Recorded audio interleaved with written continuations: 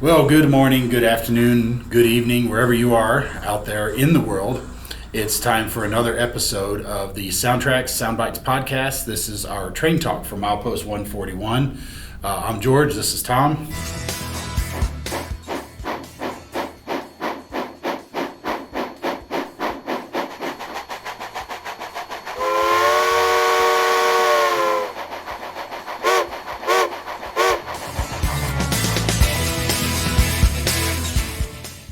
Happy to be back from snowy Massachusetts.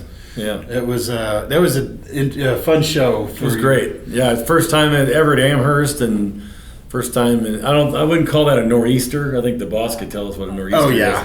But I would say it was pretty significant snow. But like I was telling the guys at the show, living out here now, of course, we haven't seen much snow at all here. We haven't hardly seen anything. But Illinois, we used to get snow all the time. So.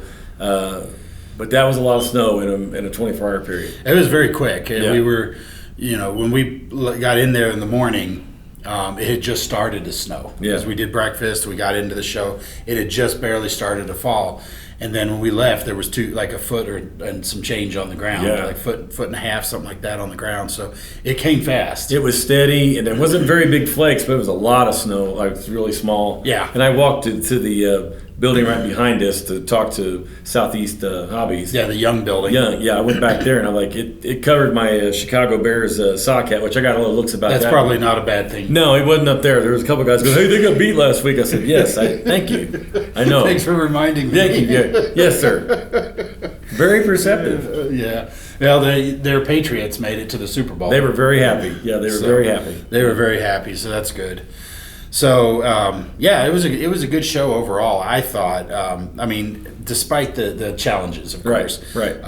Some of the vendors started pulling out Saturday night and some of the layouts, and then, of course, Sunday became a mass exodus. But right. I did see somewhere somebody claimed there was 20,000 something people through the door. Yeah, so they must have let some people that were paid for for Sunday. Yeah, some of the Sunday people. John was saying he was letting in on Saturday, which good it's fine. Yeah. So the vendors, for the most part, felt they did well, which is great. We want to make sure to support the hobby shops. But of course, all blitzkrieged on one day rather than trying to spread it over 2 days. Yeah, and Southeast also said the same things. We did run those of you who did attend the show, George, and Boss and I, we ran a $5 rebate, instant rebate for dealers at the show. Buy a SoundTraxx decoder from a dealer at the show, come back to our table, and we give you $5 back. Yep. So Southeast got bombarded because of that, and they've said to say thank you as well. Absolutely. So, and we'll see Tom next time. Tom's scheduled to show up on our next podcast. Great. So that'll be good to have a chat with him. They're very nice people. It's very nice to meet both him and his wife are there. Very nice people, and great setup in their booth, and they stayed. They were there on Sundays because we got to walk around a little bit because there wasn't much going on. It was quiet. The problem was, for me, the places I wanted to go had either already left or never showed up. Yeah. For one reason or another. One, there were some extenuating circumstances, but another one left just didn't even bother because of the threat of the storm. Right. So it is what it is, and it'll be fine. We can always order online from them. Right. But it's so much easier to walk over and just say, here, throw our money on the table. That's what I was wanting to do, except, by the way, Tom, yes, I will take that GP7 if you can find it. Save that for next week. Yes. We can harass them next week. Yeah. Our next podcast. These are about 2 weeks apart. I keep thinking next week, but they're about 2 weeks apart. But anyway, so you can give them a hard time there. But overall, the show, like I said, the show was good. We were bombarded on Saturday. Sunday was extremely light, and the snow was heavy. But I was a little surprised at the way everybody reacted, being the fact that it's the Northeast. They should be used to it. You think so, but and we drove around. We really didn't have much problem at all driving around because we went down to Hartford so we could catch our flight out the next day, and only got stuck in the parking lot, but we got out. Right. So it wasn't bad. No. But the roads were plowed, and so I think we did really well. I mean, the car didn't slide at all. Like I said, we didn't get stuck till we got to the parking lot of the hotel, which hadn't been plowed. Yeah, we were right there, like you could just see it, and then like back and forth. But we got it out. Yeah. So, yes, sir. But anyway, so Amherst is in the books. Yep. Next one officially on the docket, we've got the Rocky Mountain Train Show in April, so we got a little time between now and then. Yep. So be sure to come out and say hi to us there, and we'll see what we have in store for you there. So with that, we see we got some projects here on the table, some little different stuff. One of these days, you're going to bring me a finished product. Eventually, yeah. Eventually. I keep getting, I'm making progress on the NW2, the GP15. Yeah. And like I said, there are two different colors. The NW2 is white. The G15, of course, is Jinx Blue. Mm-hmm. This is something I got from A&S Hobbies, our guy down there. Okay, yep. And at the show. And this is a GP35. It's a Kato, if you're from Illinois, they call it Kato too. But Kato. Jeep 35, I think it's a Phase 1B that's missing the door latch right here by the radiator. So it's an old school. It's got the old school straight DC drive back in the day, like 1992. Old gray plastic. Yes, and then you got your little wire, the standard Kato truck wires, which were great, and of course that great HM5 motor. Mm-hmm. But anyway, it could be a variety of things. I'm thinking GP28 or maybe Jeep 35M or just a regular mop Jeep 35. There you go. So some of the XC and EI ones, yes, they have the dynamic braking. They did. Yeah. And then, like I said, if it goes with Jeep 28 or Jeep 35M, it'll have your standard non-dynamic, and then it'll have a full-size PAF box, paper air filter box for the 35M. Whereas the Jeep 28 is really roughly the width of the turbo exhaust stack, which doesn't exist on the 28. Right. When they're paid, because I want to do mine with the if I do a 28, I'll do it with the add-on Mopac paper air filter box that they had. I guess they custom built it themselves. And of course, then you take the fans off and put two fans here. Right. And that's basically a Jeep 28. Yep, that is a Jeep 28. I've got one in some semblance of work right now that I'm doing as a Ashdura Northern, which is one of the ex-Mopac. Yes. The Mop had two, and they basically sold off one of them to the Ashdura Northern in Arkansas. And the great thing about the Ashdura Northern and the Mopac, when like you said, the XK1G is they have the standard fuel tank, whereas guys that back in Illinois, my friends back in Illinois, talking about the ICG, theirs had the little bitty fuel tank. So there's a lot of work to do to get it to that. Cutting this down and then milling down your fuel tank block. Right. So, but anyway, on the Kato, it'd be a little tougher because of the way that it's designed. Yes. Yeah. I mean, you'd lose the motors screws here, and you'd probably have to use silicone to glue your motor in. Yeah. So this will definitely be Mopac. Yeah, you never know. I mean, it could be Mopac, Jinx Blue, Jeep 35, or I was leaning 35M, but we'll see. Yeah. But anyway, it's great to have one of these. I haven't had one in a while, so I'm kind of excited about it.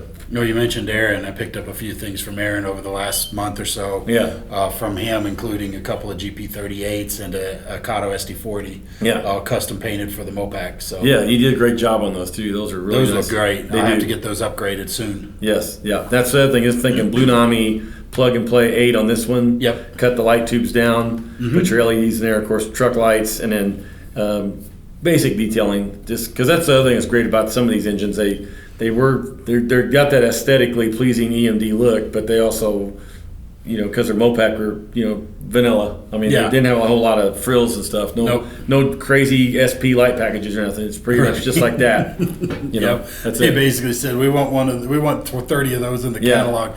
Don't make them fancy. Just get them to make the trains run. Mopac would say, "Look, take the dynamic brakes off and give us 4 extra jack pads, and we're good." Yeah, exactly. We want 8 jack pads on these engines. Yep, exactly. So look forward to actually seeing something finished here before too much longer. Yeah, I hope so. I mean, it would be nice.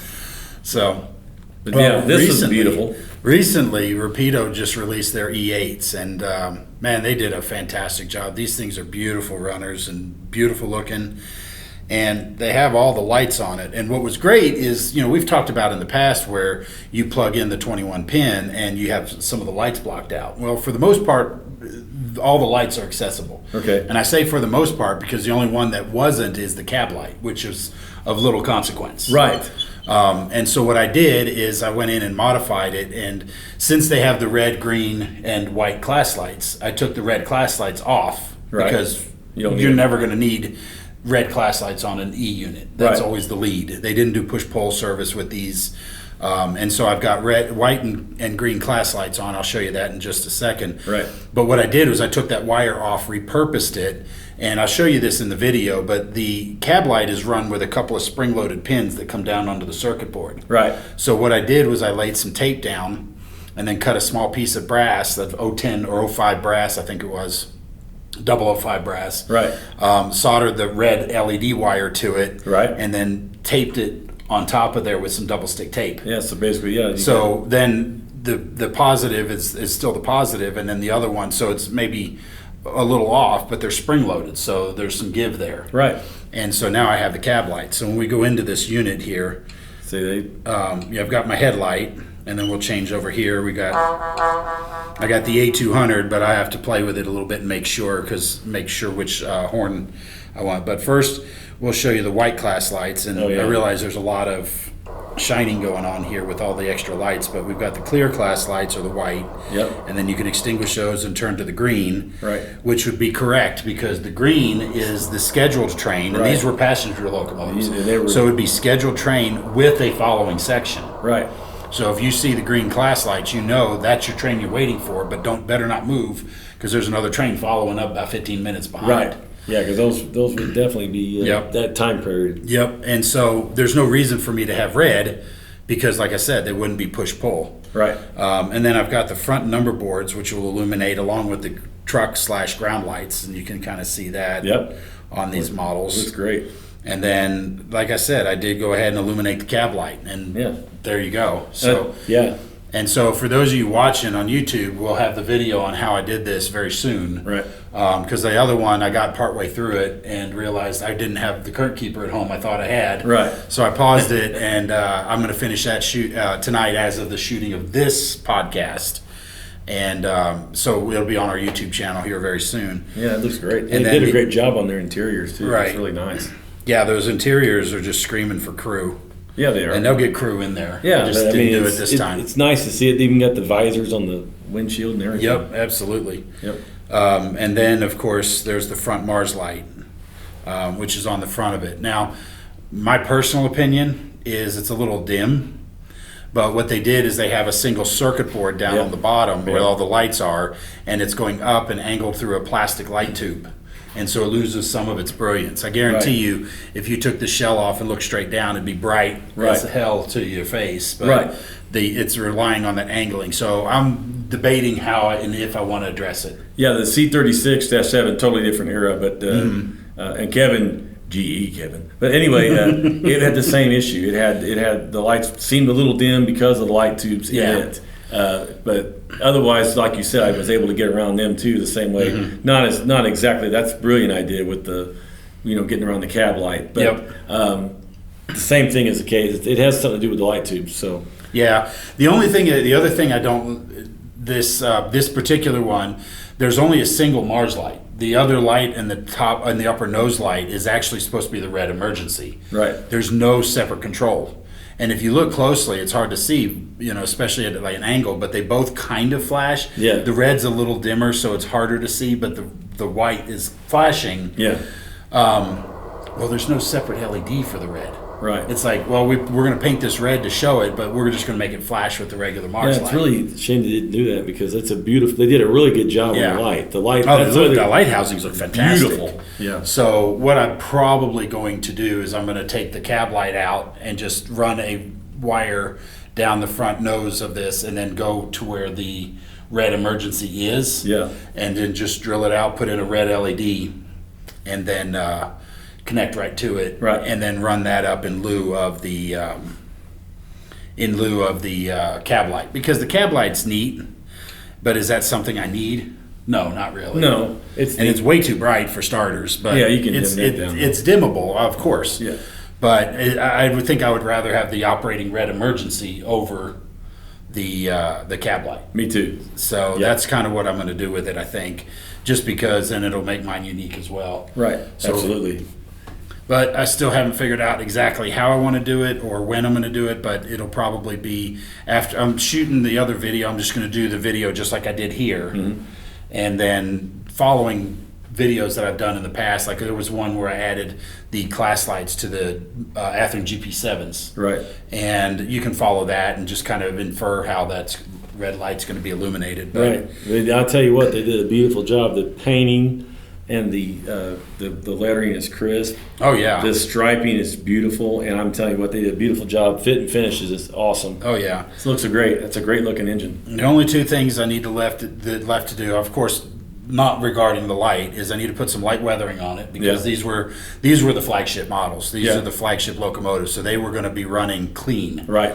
So we'll put some soot exhaust a little bit on the top, maybe a little dirt on the trucks. Yeah. But the other thing I need to do is put my rubber air hoses on there. Yeah. Magnetic rubber air hoses, because they're on both sides and they've got them all, so you may as well make them work. Right. Oh yeah, and that just kind of completes it really, because it looks cool with the trip pin gone, and when you got your engines coupled, when your locomotives are coupled, George's engine's got the air hoses connect, and it just adds to the realism. It really does.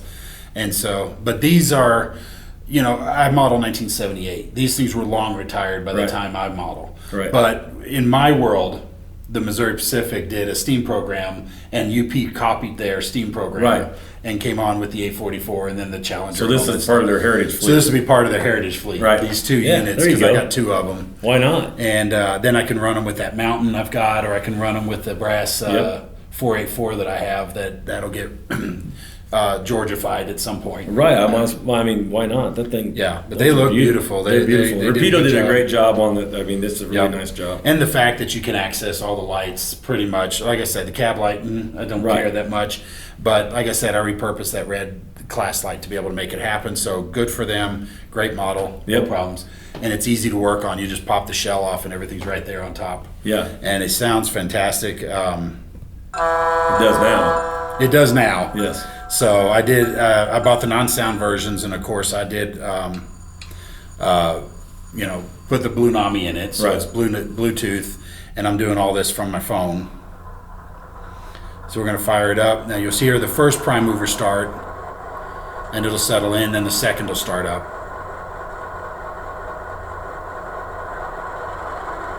That's incredible. There's the second one. Yeah. So, and then these things move just beautifully.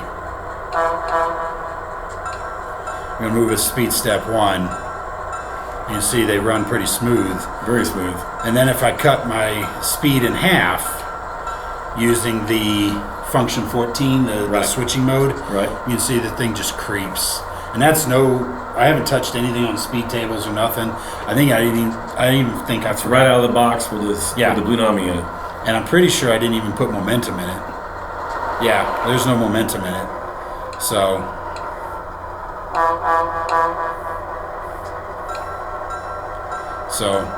there's no momentum in braking in it yet. That's how soon it's been since I finished it up. Right. I'm going to turn off the cab light. Now, one of the other things, I know I've been asked this a lot, maybe you have too, but with the cab light, I've had a lot of people that ask that when the locomotive comes to a stop, the cab light automatically illuminate. And you can do that. Right. I'll show you here using the CVs, because this will work on whether you're using Tsunami 2 or the Blunami. But we go into, and the cab light is my FX5. So we're going to go into settings, and I'm going to do this on CV settings, page 1. You have the first set of CV mapping. Right. And this is the function buttons that turn on which sound effect. Right. And you can see the FX5 here is on 27, which is where I had it labeled as cab light. But if we scroll down to the higher CVs, CV 385 through 392, that's where you can trigger sounds and lights automatically. The 385 to 392 is just the lights, but it goes up to 440. Right. But here, if I wanted to do that, the FX5 is 1.389. If I were to set this to a value of 12, which is 4 for stopped and forward, plus 8 stopped and reverse. Right. Anytime the locomotive is stopped, the cab light will come on. So when I change this to 12 and hit OK, you'll notice that the cab light immediately turns on. Right. So now when I go out of here and I start moving, you see the cab light extinguish. Yep. So that's one of the little tricks that you can do. And you can do that with any lighting function you want. Yeah, any lighting function. You can do that on the Tsunami 2 or the Blunami. Yep. And that's one of the other things is when I get this red emergency, part of why I want to do it is because you can have that red emergency trigger when you hit the E-stop. So this here at the stop all button, you can kind of go in here to general settings, stop all, you'll see it says E-stop. Right. So when I throw the E-stop out there, you'll hear the air dump. Yep. And that would then be able to trigger a light, and then such as the red Mars light. Right. And that's what I want to do. So it'll probably happen. I just haven't had time. I just haven't done it. There's been a lot going on with everything this past month. It's been insane. Yeah, it has. I understand completely. So I can't believe we're already in February. It's a short month too. So I mean, gotta get busy. Here's your little fun fact. Did you notice it's the perfect month? No. The perfect month. The 1st is on Saturday. Right. The 28th is on Sunday. That is perfect. It is perfect. I didn't think about that. It becomes a perfect square. That's right. That's no. And it's only 28 days too. It's 14 and 14. Yeah. Perfectly half and half. That's pretty good, George. There's your fun fact for the day. So, the things you learn here on these podcasts. That's right. I mean, it's not all just fun and games and trains, folks. Now we're talking about the calendar month and everything. So I'm telling you, you learn everything on here. So, but yeah, that's great. But yeah, I'm real happy with the way it turned out. And I do have some of the passenger cars that I've picked up over the years. I've got some of the Rapido cars. I've got some of the Walthers cars. So I've got myself a short little train. And if you go to my personal YouTube channel, Goalie George, one word on YouTube there, you'll be able to see where I ran that 482 Mountain. Right. With the passenger fleet. And I had I think it was a couple of Jeep 38s in the consist. So it was the Mountain, 2 Jeep 38s, and I think it was like 5 passenger coaches, and I just ran them through on the layout in various places. And they did a good job on those cars too. They have Rapido has all the all the piping, all the under frame detail, and plus the trucks and everything. They did an insane amount of detail. Yes. Yeah. And the colors looked right. I mean, when you see the Eagle colors on that dome car I got, man, that looks beautiful. I can't wait. And they matched this up pretty well too, I'm sure. Oh yeah. He's called like some of them like Super Continental or something like that. Yeah. It was Jason always has some interesting names for those things like that. Sure, we'll leave it at that. Yeah, they're interesting.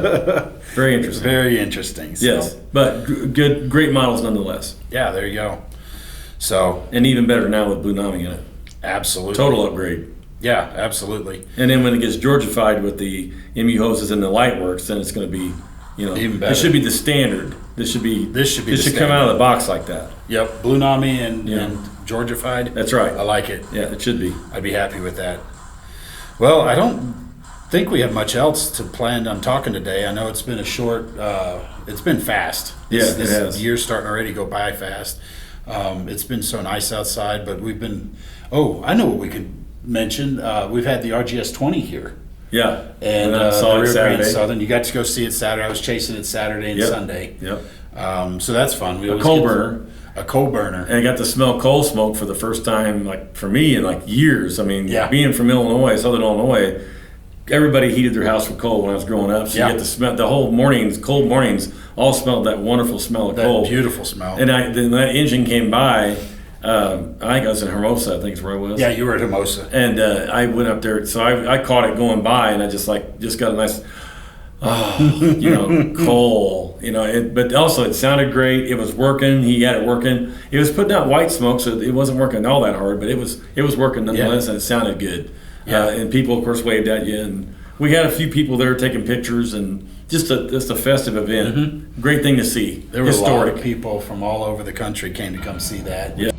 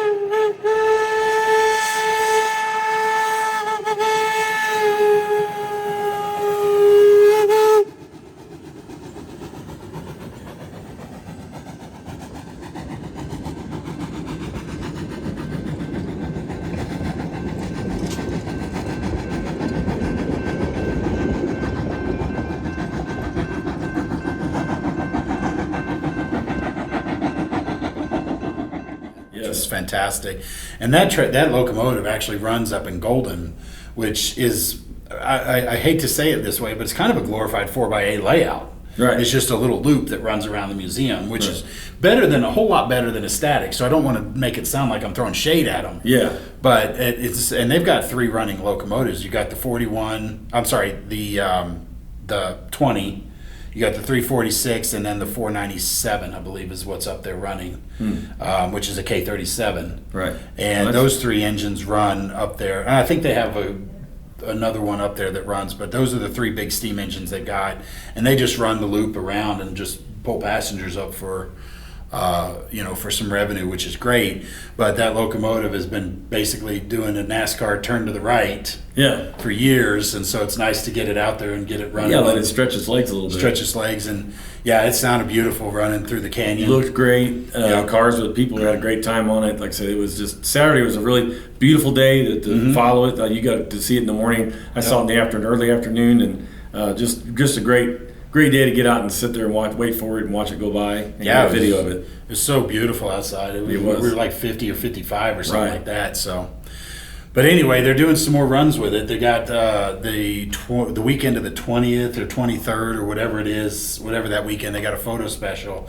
So if anyone's interested in coming out to see it, come on out. Cool. I'll probably go watch it again myself if it's that weekend. And then I'll be out of town that weekend. Yeah, I'll be doing some personal ops session weekend. Right. So I'm thinking that might be another day. If the weather's good, I might get out. But I do have one thing I was going to mention. Some guys at Amherst, and I had a few phone calls this week and last week. Just so you guys know, yes, we do a lot of Blunami, and I promise you, I've got a couple of those projects coming. I am going to do some Tsunami 2, so we can go over that, and we'll do maybe one of those switchers I'll change to a Tsunami 2. We'll just see. But I will do some Tsunami 2, or one of us will. And so we haven't forgot about Tsunami 2. No, there's nothing forgot about Tsunami 2. But the reason I spend a lot of time pushing the Blunami is just because of the user interface. Right. I mean, it's a graphic user interface. It's easy to follow. Right. You checkbox, you slider bars, you pick from menus.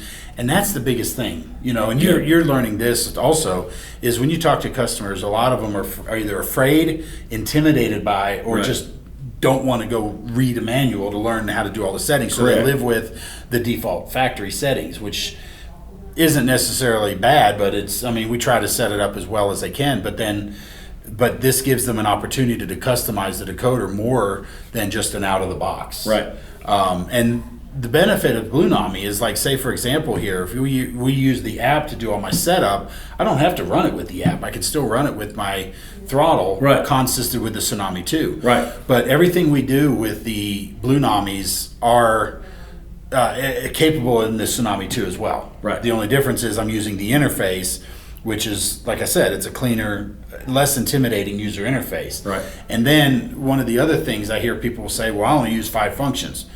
Well, there's 28 of them on there. Why don't you use the other ones, like braking, for example, or have the make it sound like you want to throw the Sanders out on function 21. Right. Or in this case, you've got a steam generator, and so if I want to turn on the steam generator, and I apologize, my phone locked up here on me.